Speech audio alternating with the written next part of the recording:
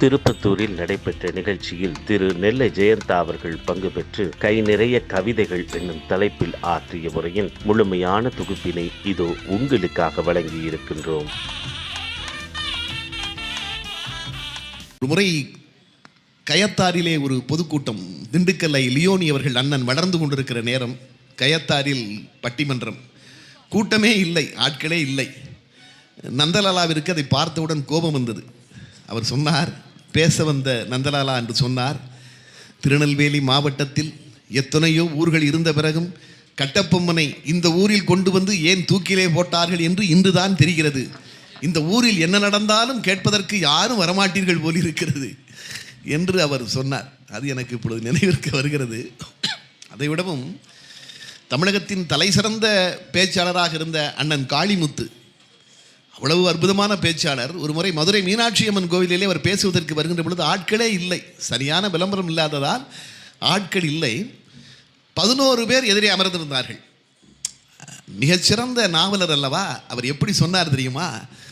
11 பேர், கூட்டம் குறைவாக இருக்கிறது, ஆனால் அவர் அதை சொன்ன விதம், விவரித்த விதம் ரொம்ப விசித்திரமானது. அவர் சொன்னார், ஒவ்வொரு இடத்திற்கும் செல்கிற மக்களை ஒவ்வொரு விதமாக அழைப்பார்கள்.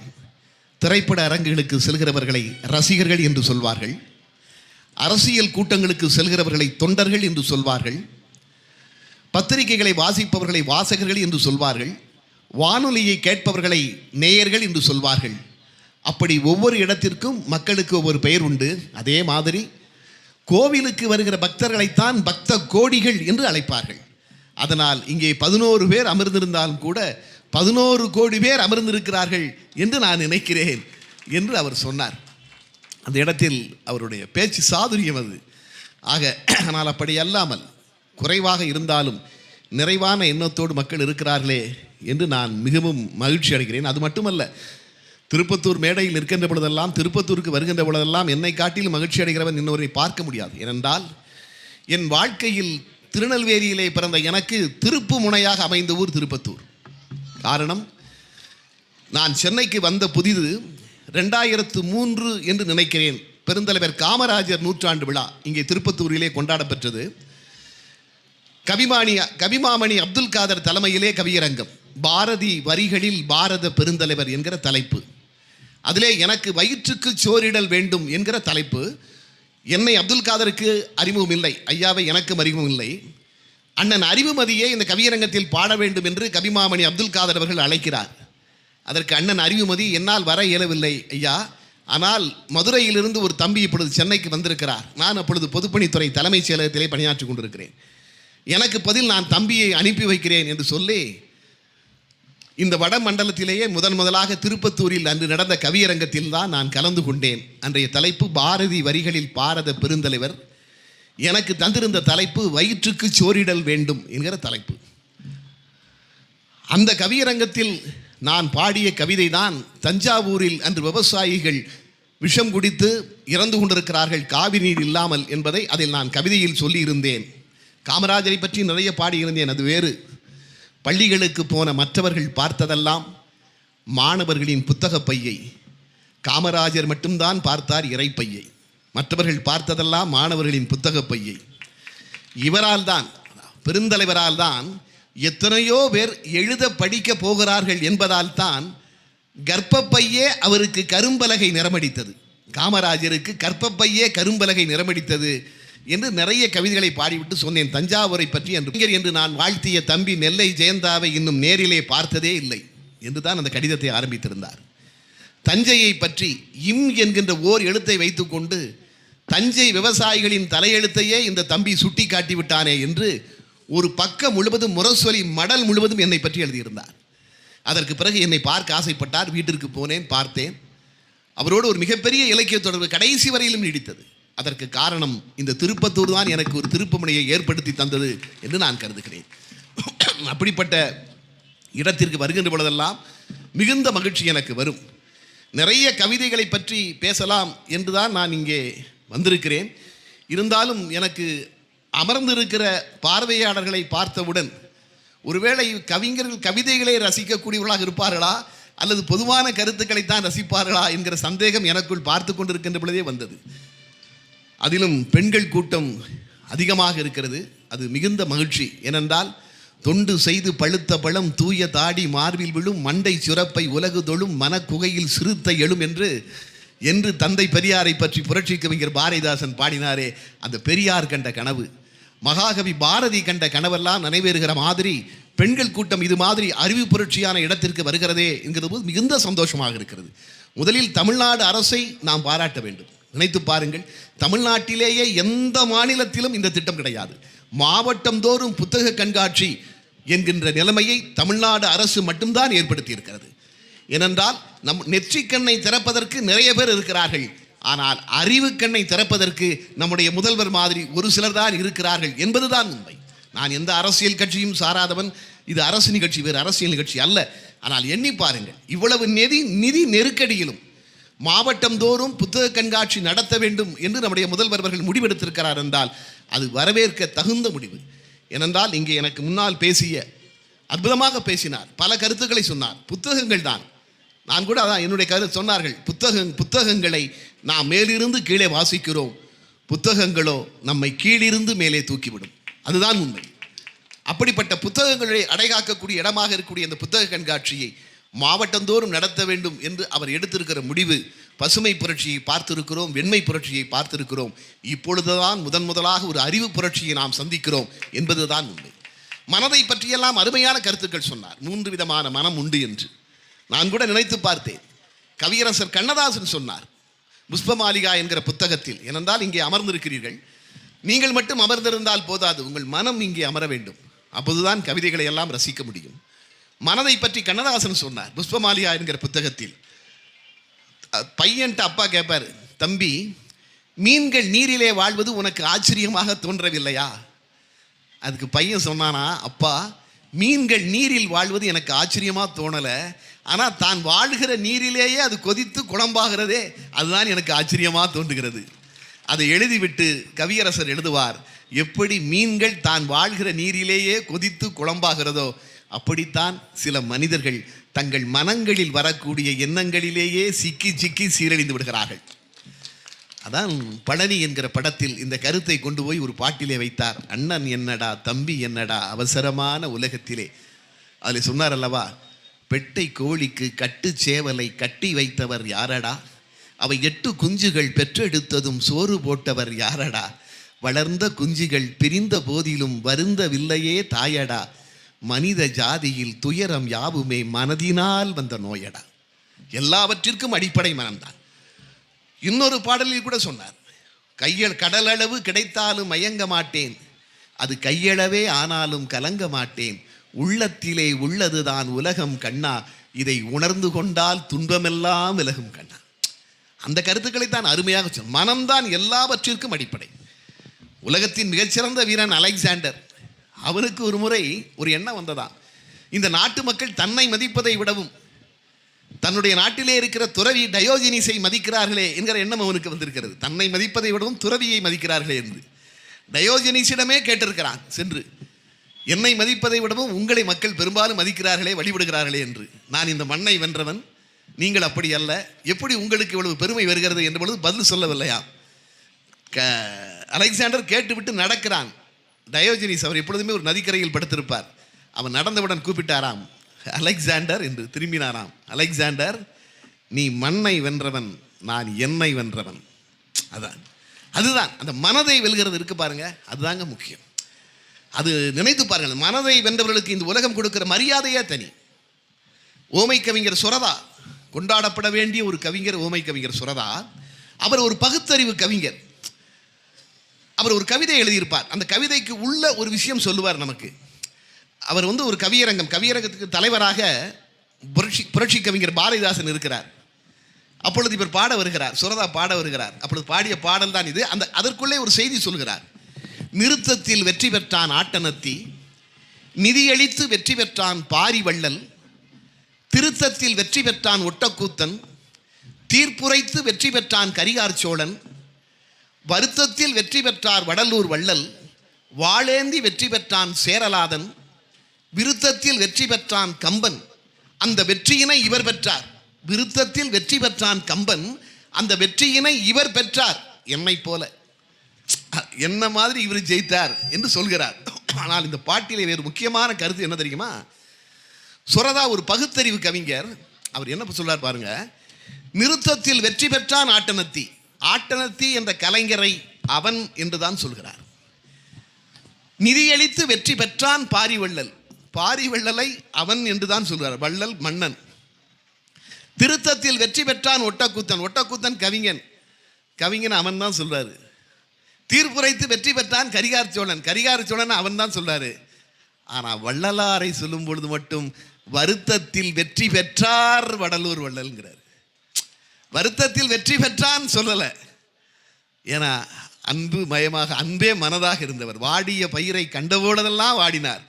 அதனால தான் மன்னரை விடவும் கவிஞரை விடவும் கலைஞரை விடவும் இவர்தான் பெரியவர் என்று சொல்லு. அந்த ஒரு பகுத்தறிவு கவிஞர் எப்படி பார்க்குறான் பாருங்க. அப்படி மனதை வென்றவர்களுக்கு தான் சக்தி அதிகம். அவளைத்தான் இந்த உலகம் மதிக்கிறது. அந்த மனதோடு நீங்கள் இருந்தால்தான், அந்த மனம் ஒன்றிய நிலையில் இங்கே இருந்தால்தான் அது கவிதையாக இருந்தாலும் உரையாக இருந்தாலும் நீங்கள் ரசிக்க முடியும். அதிலும் உரையை ரசிப்பதை விடவும் கவிதைகளை ரசிப்பதற்கு இன்னும் கொஞ்சம் கூடுதல் கவனம் தேவை இல்லையா? நான் நினைத்து பார்க்கிறேன், நமக்கு கிடைத்திருக்கிற மொழி தமிழினுடைய வரலாறு என்பது தமிழ் கவிதையின் வரலாறு தாங்க. வேற எந்த மொழிக்கும் இந்த பெருமை கிடையாது. தமிழினுடைய வரலாறு என்று நீங்கள் சொன்னாலே தமிழ் கவிதையின் வரலாறு தான். அது தமிழ் நாவல்களின் வரலாறு அல்ல, தமிழ் கட்டுரையின் வரலாறு அல்ல, தமிழ் கவிதையின் வரலாறு தான்.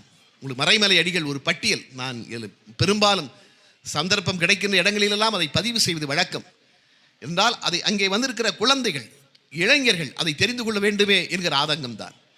என்றால் மறைமலை அடிகள் ஒரு பட்டியல் கொடுத்தார். 20 நூற்றாண்டு நம்முடைய தமிழ் எப்படி வளர்ந்திருக்கிறது என்று ஒரு பட்டியல் கொடுத்தார். அதை அண்ணன் காளிமுத்து அவர்கள் ஒரு கூட்டத்திலே பேசி அதிலிருந்து தான் எனக்கு அந்த குறிப்பே கிடைத்தது. அதை பார்க்கின்ற பொழுது, வரலாற்றை பார்க்கின்ற பொழுது 2 விஷயம் தெரிகிறது. நம்முடைய மொழி தமிழ் ஒரு பக்தி மொழி. நம்முடைய தமிழ் 20 நூற்றாண்டு எப்படியெல்லாம் வளர்ந்திருக்கிறது, அதுதான் கவிதையின் வரலாறு, தான் தமிழின் வரலாறு, அதுதான் தெரிகிறது. அதில் அவர் சொல்லுவார், 1ஆம் நூற்றாண்டில் தொல்காப்பியம், 2ஆம் நூற்றாண்டில் சங்க இலக்கியங்கள், 3ஆம் நூற்றாண்டில் திருவாசகம், 4ஆம் நூற்றாண்டில் ஆசாரக்கோவை, 5ஆம் நூற்றாண்டில் பெருங்கதை, 6ஆம் நூற்றாண்டில் கல்லாடம், 7, 8 நூற்றாண்டுகளில் தேவார பாடல்கள், 9ஆம் நூற்றாண்டில் ஆழ்வாரடிகளின் பக்தி பாசுரங்கள், 10ஆம் நூற்றாண்டில் சீவக சிந்தாமணி, 11ஆம் நூற்றாண்டில் பெரிய புராணம், 12ஆம் நூற்றாண்டின் முற்பகுதியில் கந்தபுராணம், பிற்பகுதியில் கம்பராமாயணம், 13ஆம் நூற்றாண்டில் சிவஞான போதம், 14ஆம் நூற்றாண்டில் தலபுராணங்கள், 15ஆம் நூற்றாண்டில் வில்லிபுத்தூரார் பாரதம், 16ஆம் நூற்றாண்டில் திருவிளையாடற் புராணம், 17ஆம் நூற்றாண்டில் தேம்பாவணி சீரா புராணம், 18ஆம் நூற்றாண்டில் தாயுமானவர் பாடல்கள், 19ஆம் நூற்றாண்டில் வள்ளலார் பாடல்கள், 20ஆம் நூற்றாண்டில் மகாகவி பாரதி பாடல்கள் என்று 20 நூற்றாண்டு வரலாறு தமிழுக்குத்தான் இருக்கிறது என்று சொன்னவர் மறைமலை அடிகள். அந்த பட்டியல் தமிழினுடைய வரலாறு என்பதே கவிதையின் வரலாறு தான். அதனால்தான் கவிதையை வல்லுநர்கள் கையிலே எடுத்துக்கொண்டார்கள். கவிதை தான் இந்த உலகத்தில் தன்னை நிமிர்த்தும் என்று நினைத்தவர்கள் கையிலே கவிதைகளை எடுத்துக்கொண்டார்கள். நான் நினைத்து பார்க்கிறேன், தமிழுக்கு ஈடான இணையான மொழி இல்லை என்று சொல்கிற பொழுது தமிழை படித்தவர்கள் எவ்வளவு உயரத்திலே வைத்து கொண்டாடப்பட்டிருக்கிறார்கள் அந்த கவிதையின் காரணமாக. உங்களுக்கு தெரியும், தென்னிந்தியாவிலேயே அதிகமான திரைப்படங்களை தயாரித்த நிறுவனம் சேலத்திலே இருந்த மாடர்ன் தியேட்டர்ஸ். அந்த மாடர்ன் தியேட்டர்ஸினுடைய அதிபர் TR சுந்தரம். நான் பல இடங்களிலே இந்த சம்பவத்தை பதிவு செய்வது வழக்கம். ஏனென்றால் இப்படியெல்லாம் ஏனென்றால் வரலாறுகளை நாம் சரியாக தெரிந்து கொள்ளாமல் தான் தந்தை பெரியாரையே பழிக்கிறவர்களை நாம் சந்திக்க வேண்டியது இருக்கிறது. என்ன செய்வது? வரலாறு என்னவென்று தெரியாதவர்கள் இருப்பதால் தான் அப்படிப்பட்டவர்களோட பேச்சையெல்லாம் நாம் கேட்க வேண்டிய பாக்கிய நிலைமைக்கு வந்து சேர்ந்திருக்கிறோம். வரலாறுகளை படிக்கின்ற பொழுதுதான் எது உண்மை என்று நமக்கு தெரிகிறது. சேலம் மாடர்ன் தியேட்டர்ஸுடைய அதிபர் TR சுந்தரம், அவ்வளவு முதலாளி என்று அவரை பற்றி ஒரு புத்தகம் வந்திருக்கிறது. வானதி பதிப்பகம் அந்த புத்தகத்தை வெளியிட்டிருக்கிறது. நான் சொல்கிற செய்தி கற்பனை அல்ல என்பதற்காகத்தான் அந்த புத்தகத்தின் பெயரையே நான் சொல்கிறேன். ரங்கசாமி என்கிறவர் அந்த புத்தகத்தை எழுதியிருக்கிறார், படித்து பாருங்கள். ஒரு TR சுந்தரத்தை மாதிரி ஒரு ஆளுமை மிக்கவரை பார்க்க முடியாது. அலிபாபாவும் 40 திருடர்களும் படத்தை எடுக்கிறார். 2 சீன் ஷூட் பண்ணணும். உங்களுக்கு தெரியும், நாம் எல்லோரும் பெரும்பாலும் பார்த்துருக்கிறோம் அந்த படத்தை. தமிழிலே முதலில் வெளிவந்த வண்ணப்படம். 2 சீன் ஷூட் பண்ணணும். படப்பிடிப்பிற்கு எல்லாம் ரெடி. கதாநாயகன் MGR படப்பிடிப்பிற்கு வரவில்லை. படப்பிடிப்பை நிறுத்திவிட வேண்டும் என்றுதான் எல்லோரும் நினைத்தார்கள். ஆனால் டிஆர் சுந்தரம் அப்படி அல்ல, மிக திறமைசாலி. என்ன செய்தாராம், அந்த மாடர்ன் தியேட்டர்ஸில் வேலை பார்த்த கரடி முத்து என்று ஒரு நடிகர், அந்த கரடி முத்து என்கிற நடிகரை வைத்து 2 சீன், அந்த 2 சீன் முக்கியமான சீன். ஒன்று, பானுமதி, கதாநாயகி பானுமதியோடு எம்ஜிஆர் டூயட் பாட வேண்டிய ஒரு சீன். இன்னொன்று, PS வீரப்பாவோடு சண்டையிடுகிற ஒரு சீன். 2 சீனையும் டூப்பு போட்டு எடுத்து முடித்து விடுகிறார் டிஆர் சுந்தரம். இன்னைக்கு வரைக்கும் நம்ம டூப்பு தான் பார்த்துருக்கோம் அந்த 2 சீனில். 4 நாள் கழித்து எம்ஜிஆர் வருகிறார். முதலாளி, இந்த பிரச்சனையால் என்னால் வர முடியவில்லை என்று எம்ஜிஆர் சொல்கிறார். அப்பொழுது டிஆர் சுந்தரம் சொன்னாராம், சரி ராமச்சந்திரா, வந்தது தான் வந்தாய், நீ படத்தை ஒரு முறை பார்த்து விட்டு போ. நான் சொல்கிற வாசகம் அப்படியே இருக்கிறது. வந்தது தான் வந்தாய், படத்தை ஒரு முறை பார்த்து விட்டு போ. தான் நடித்த அலிபாபாவின் 40 திருடன் படத்தை எம்ஜிஆர் முதலாக சேலம் மாடர்ன் தியேட்டர் ஸ்டுடியோவில் தான் பார்க்குறாரு. அதில் எழுதுகிறார்கள், எம்ஜிஆராலேயே நம்ப முடியவில்லையாம், அதில் நடிச்சிருக்குது நம்மளா டூப்பான்னு கண்டுபிடிக்க முடியலையாம். அவ்வளவு தத்துருவமாக படப்பிடிப்பு நடத்தக்கூடியவர். அது மட்டுமல்ல, ஒரு சீன் எம்ஜிஆர் வசனம் பேச வேண்டும். அல்லாவின் மீது ஆணையாக, அலிபாபா அல்லவா, ஒரு சீன் அல்லாவின் மீது ஆணையாக. படத்தினுடைய வசனகர்த்தா ஏஎல் நாராயணன். ஏஎல் நாராயணன் எம்ஜிஆர் சொல்கிறார், இல்லை, நான் இப்பொழுது இருக்கக்கூடிய இயக்கத்தில், அவர் இப்பொழுது திராவிட முன்னேற்ற கழகத்தில் இருக்கிறார், சாமி பேரெல்லாம் நாங்கள் பயன்படுத்த மாட்டோம், அதனால் நான் அம்மா மீது ஆணையாக இந்த வசனத்தை மாற்றுங்கள் என்று சொல்கிறார். ஏஎல் நாராயணன் சொன்னாரா, நான் மாற்ற முடியாது, நீங்கள் எதுனாலும் முதலாளிகிட்ட சொல்லுங்கள் என்று சொல்கிறார். ஏன்னா முதலாளி ஒரு பிரபல நடிகரை கட்டி வைத்து அடித்தவர் டிஆர் சுந்தரம் என்று சொல்கிறார்கள். ஒரு பிரபல நடிகரை தூணிலே கட்டி வைத்து, அவ்வளவு துணிச்சல்காரராக இருந்திருக்கிறார். அல்ல, அங்கே அவர் இல்லாமல் எதுவுமே நடக்காதான், நீங்கள் முதலாளிகிட்ட சொல்லுங்கன்னு இருக்கார். எம்ஜிஆர் சொல்லவில்லை. படப்பிடிப்பு நடக்கிறது, டைரக்டர் முதலாளி டிஆர் சுந்தரம் உட்கார்ந்திருக்கிறார். எம்ஜிஆர் வசனம் பேசுகிறார். அல்லாவின் மீது ஆணையாக என்பதற்கு பதில் எம்ஜிஆர் அம்மாவின் மீது ஆணையாக என்று பேசுகிறார். கட் கட் அப்படின்னு சொல்லிட்டு, அல்லாவின் மீது ஆணையாக வசனம் வரும், இங்கே எப்படி அம்மா வந்தது என்று கேட்கிறார். எம்ஜிஆர் அப்படி நின்றாராம். வசனத்தை மாற்றுகிற வேலையெல்லாம் இங்கே வேண்டாம். டிஆர் அந்த புத்தகத்தில் இருக்கிற அதே வாசகம், வசனத்தை மாற்றுகிற வேலையெல்லாம் இங்கே வேண்டாம் என்று சொன்னார். அவ்வளவு திறமை மிக்கவர். அலிபாபாவும் 40 திருடர்களுக்கும் பிறகு எம்ஜிஆர் மாடர்ன் தியேட்டர்ஸ் படத்தில் நடிக்கவில்லை. இந்த பிரச்சனை, இந்த 2 பிரச்சனையினால மாடர்ன் தியேட்டர்ஸுக்கு எம்ஜிஆருக்கும் ப்ராப்ளம் வந்துருச்சு. எம்ஜிஆர் அதிலிருந்து விலகி விட்டார், மாடர்ன் தியேட்டர்ஸ் படத்தில் நடிக்கல. அதற்கு பிறகு அவ்வளவு திறமை வாய்ந்தவர். அதில் எழுதுகிறார்கள், தினமும் மாலையில் ஒத்திகை அரங்கத்தில் கூட்டம் நடக்கும். இன்னைக்கு என்ன ஷூட்டிங் படப்பிடிப்பு நடந்தது, நாளை என்ன படப்பிடிப்பு நடக்கப் போகிறது என்பதை பற்றி டிஆர் சுந்தரம் விசாரிப்பார்.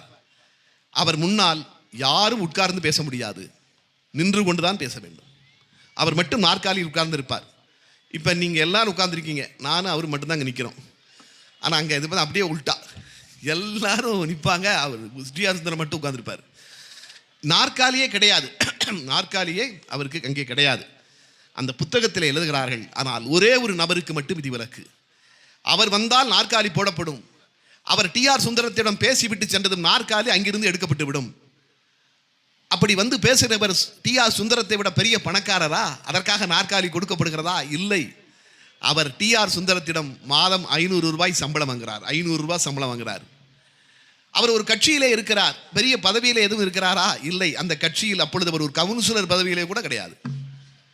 அவரை பேர் சொன்னால் யாருக்குமே தெரியாது அந்த கட்சியிலே. அப்படிப்பட்ட நிலைமையில் தான் அப்பொழுது அவர் இருந்தார். அவர் டிஆர் சுந்தரத்தோட வயதானவரா? இல்லை, 25 வயது இளைஞர். அப்படி யாருக்குமே கிடைக்காத நாற்காலியை தனக்குள் இருந்த தமிழுக்காக பெற்றுக்கொண்ட அந்த இளைஞரின் பெயர் மு. கருணாநிதி என்று எழுதுகிறார். அந்த புத்தகத்தில் இருக்கிறது. நானும் கட்சிக்காரன் கிடையாது, அந்த புத்தகத்தை எழுதிய ரங்கசாமி என்பவரும் கட்சிக்காரர் கிடையாது. அதாவது தமிழ் என்பது உங்களை எவ்வளவு உயரத்திலே உட்கார வைக்கும் என்பதற்கு இது மிகப்பெரிய உதாரணம். இது மிகப்பெரிய உதாரணம். நெஞ்சுக்கு நிதியில் முத்தமிழறிஞர் கலைஞர் எழுதுவார், டிஆர் சுந்தரத்தின் முன்னால் 2 பேருக்கு நாற்காலி கிடைக்கும். கலைஞர் பதிவு செய்திருக்கிறார், 2 பேருக்கு நாற்காலி கிடைக்கும். ஒன்று தனக்கு கிடைக்கும், எனக்கு கிடைக்கும். இன்னொன்று புரட்சி கவிஞர் பாரதிதாசனுக்கு கிடைக்கும். புரட்சி கவிஞர் பாரதிதாசனுக்கு கிடைக்கிற நாற்காலியும் தமிழுக்கு கிடைக்கிற நாற்காலி. அதனால்தான் கலைஞர் சொன்னார், எனக்கு தெரியும் டிஆர் சுந்தரத்தின் முன்னால் நாற்காலி கொடுக்கப்பட்டாலும் அதில் உட்காருவது நான் அல்ல, என்னுடைய தமிழ் என்று கலைஞர் எழுதினார். பட்டுக்கோட்டை கல்யாண சுந்தரத்திற்கு நாற்காலி கொடுக்காமல் நிறுத்தி பேசிக் கொண்டிருந்தார். அதையும் அந்த புத்தகத்திலே பதிவு செய்திருக்கிறார்கள்.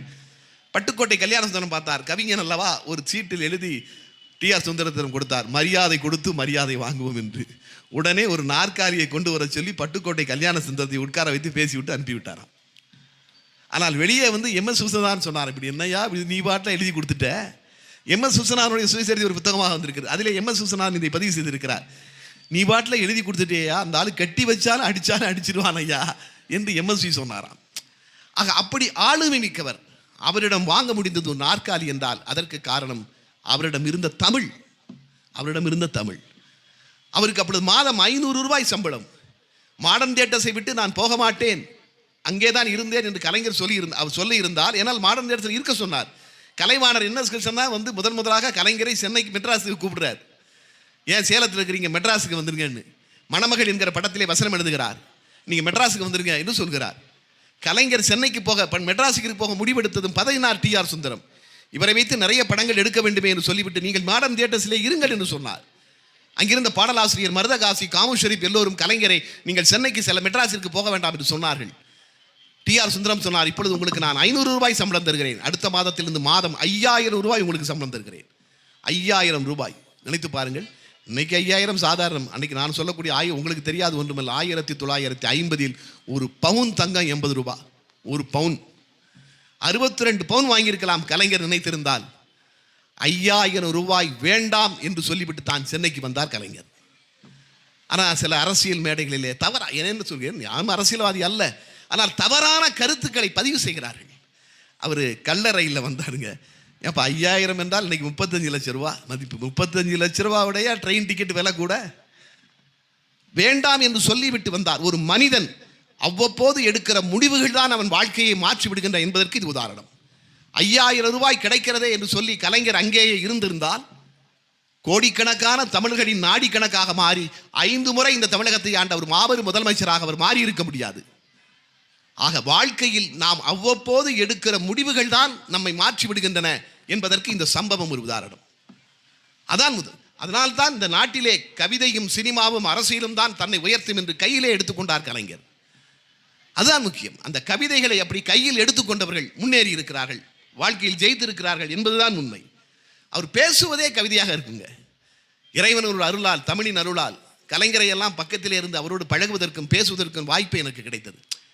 அவர்களெல்லாம் பேசுவதே நினைத்து கூட பார்க்க முடியாது, இப்படி வார்த்தைகளை உதிர்க்க முடியுமா என்று.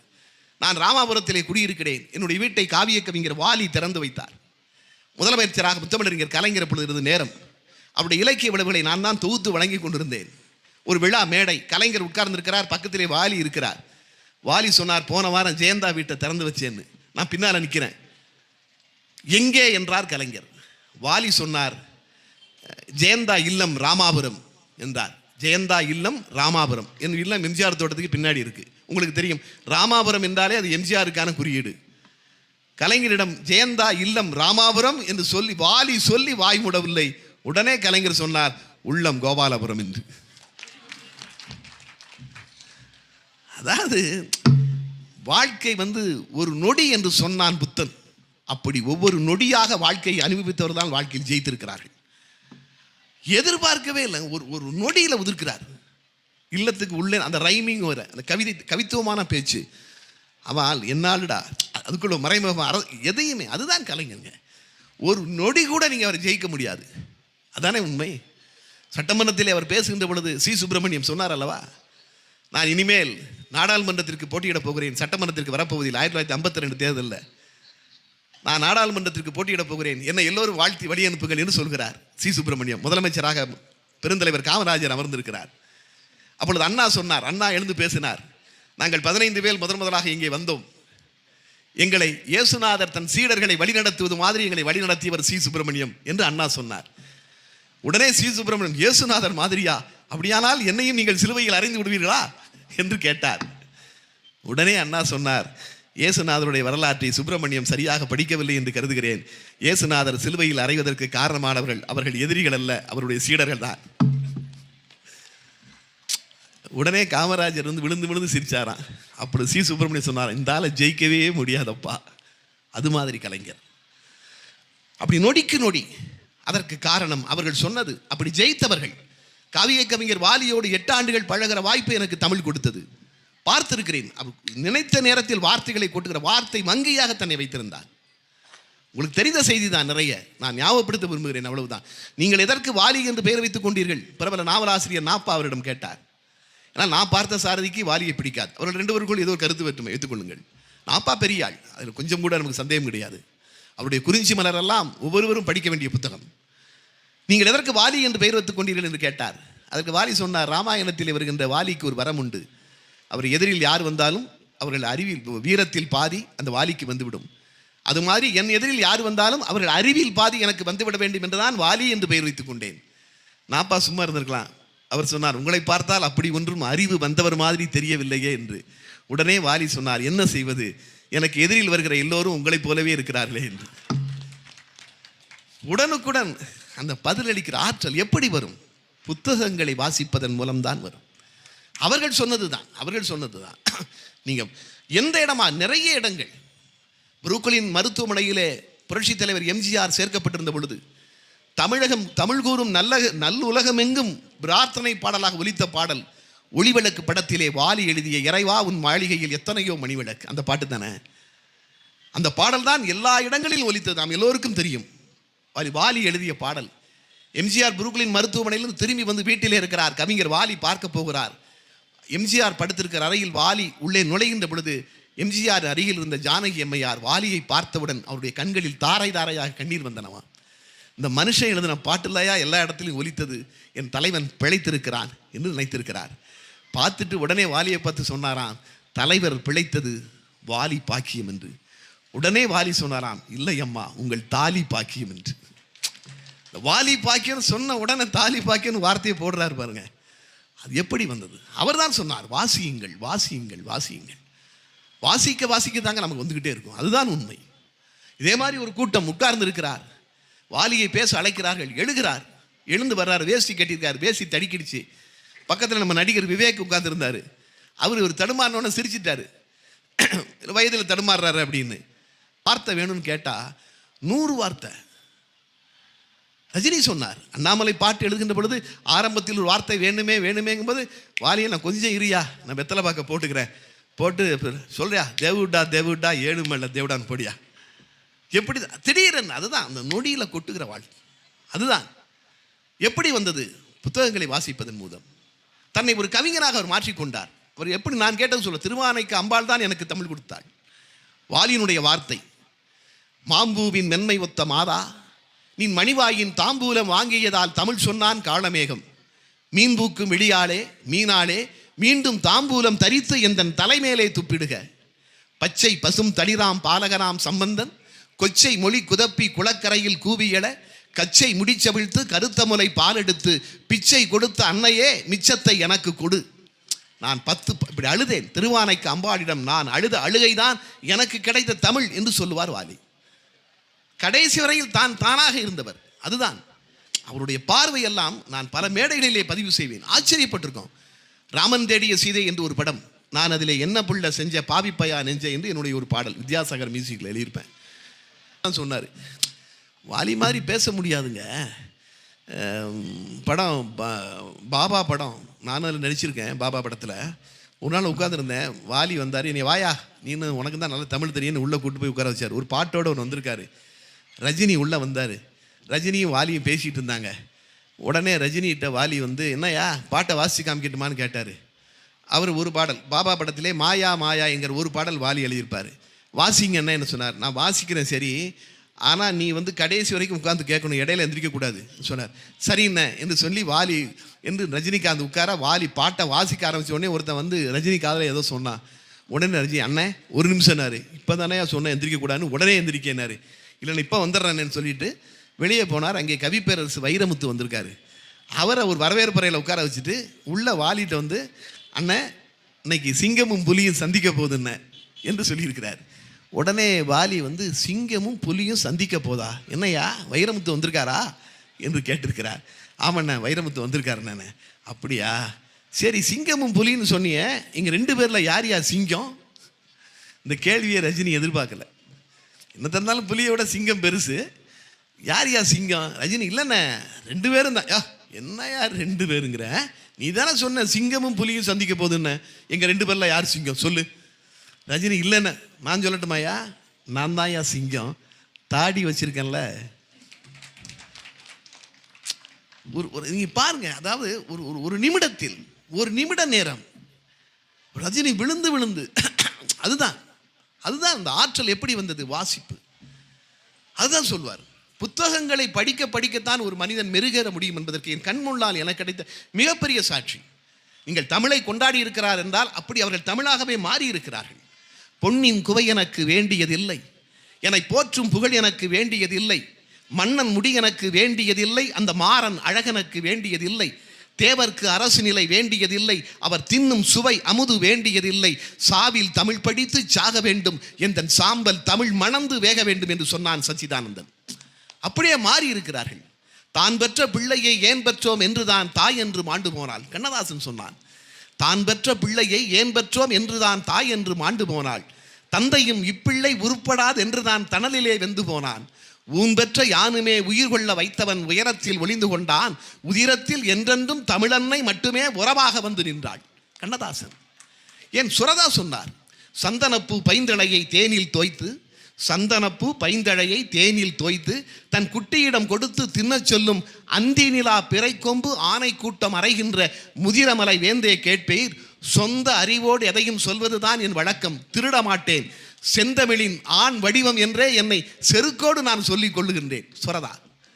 வாலி சொன்னார், தாய்க்குள் இருந்து புறப்பட்டேன் தரை தவழ்ந்தேன், தாய் தந்தையர் நோய்க்குள் விழுந்து போனார்கள் நொடித்து போய், நானிலத்தார் வாய்க்குள் விழுந்து புறப்பட்டேன், நான் வருந்துங்கால் வந்து இந்த நாய்க்குள் புகுந்து நலம் செய்தாய் நான் வணங்கும் கந்தவேளே என்றார். ஆக இவர்கள் எல்லோரும் தமிழ்தான் தங்கள் உலகம் என்று கடைசி வரை இருந்தார்கள். அதுதான் காரணம். அதனால்தான் அவர்கள் கவிதைகள் ஜெயிப்பதற்கு காரணம். அப்படிப்பட்ட மனதை வளர்த்துக் கொண்டார். உங்களுக்கு தெரியும், கவியரசர் கண்ணதாசனும் காவிய கவிஞர் வாலியும் எதிரெதிர் கடைவிரித்தவர்கள், எதிரெதிராக கடைவிரித்தவர்கள். ஒருவருக்கொருவர் திட்டிக் கொண்ட மேடைகள் உண்டு. ஆனால் கவியரசரின் மீது அவ்வளவு மரியாதை வைத்திருக்கிறவர் வாலி. கண்ணதாசனை மாதிரி யாருமே எழுத முடியாது என்று சொல்லுவார். நான் கூட சொல்லுவேன், அவருடைய பாடல்களிலே ஒரு பிடித்த பாடல் உங்களுக்கு எதுவுமே, எத்தனை இருக்குயா, அவனை மாதிரி எழுத முடியுமாயா, இந்தியாவிலேயே அதிகமான திரையிசை பாடல்களை எழுதிய வாலி சொல்லுவார், எழுத முடியுமாயா, ஒரு பாட்டை சொல்லுங்க என்ன. ஒரு படைப்பு என்பது எப்பொழுதுமே நம்ம இன்னொரு படைப்பிற்கு அழைத்து செல்ல வேண்டும். வாலி சொன்னது, ஒரு படைப்பு என்பது இன்னொரு படைப்பை படிப்பதற்கு எனக்கு அது தூண்டுகோலாக அமைய வேண்டும். அதான் சிறந்த படைப்பு. ஏண்டா படித்தோன்னு எண்ணத்தை உண்டாக்கிடக்கூடாது, அடடா இதையும் படிக்கணும் என்ற எண்ணத்தை உண்டாக்க வேண்டும். அதுதான் படைப்பு. ஒரு பேச்சை கேட்கின்ற பொழுது இன்னொரு பேச்சையும் கேட்க வேண்டும் என்று எண்ணம் வர வேண்டும். இவனை கேட்டதே பெரிய பாடாக இருக்க, இன்னும் ஒன்றா அப்படின்னு போயிடக்கூடாது. ஆக பேச்சு அப்படி அமைய வேண்டும் அல்லவா.